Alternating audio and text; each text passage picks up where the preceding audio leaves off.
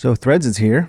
Threads are here. Welcome back. So Threads has been around for 24 hours. Quick recap is that it is basically Twitter before Elon bought it, way before Elon bought it, because it doesn't have a lot of main functions. But I do want to talk about why I think that Threads might be something that lasts for a couple of different reasons. The first reason, bing, number one, while other sites like Mastodon or Hive have tried to get people to go mass migrate from one to the other, Instagram is just using the base that it's built on and sort of porting it out over to Threads, which makes things a lot easier.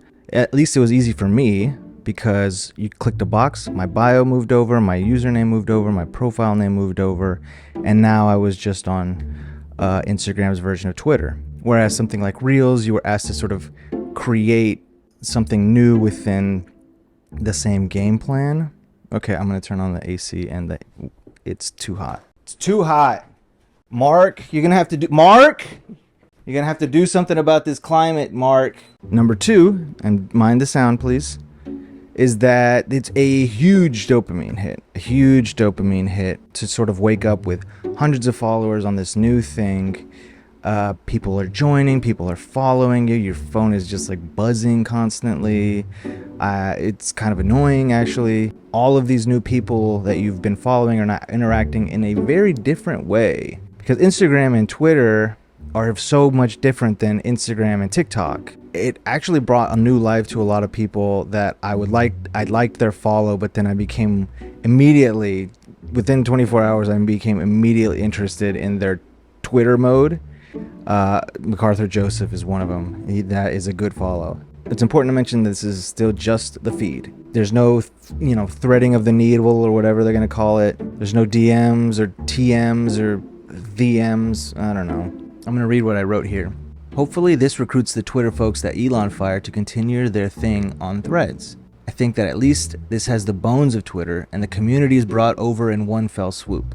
But hopefully it blossoms into something special, because it was really fun on Twitter when things were going down. Like Beyonce's first surprise album, Will Smith slapping Chris Rock, Trump getting COVID. Those were all really crazy times on the app. There's thousands of more moments that were going down, and it was great to be on Twitter. So I think for people who sort of missed the boat on Twitter, they really can get introduced to the idea of real-time microblogging with everybody that you already follow and now follow you, but also bring in a lot of the fun, a lot of community, and a lot of the jokes, and a lot of the general foolishness that was on Twitter. There was a lot of foolishness on Twitter that was great to be around. A couple of problems. Right now, it's algorithmic. Big X on that. Obviously, we know what we think about the algorithm. Don't want to rehash it. What's happening? That's the second thing it needs for more credibility. A what's happening section, how to keep up with the news, how to see trending topics, follow up on things. Because right now it's just a lot of friends hanging out, which I love. I love friends. Don't get me wrong. I hope to have them someday. Obviously hashtags. Who messed that one up? It's missing topics that you can follow on Twitter. You could just follow a topic like I like to hear about the Knicks, and it would introduce me to a lot of the community that would be talking about the Knicks, a lot of personalities that would talk about the Knicks.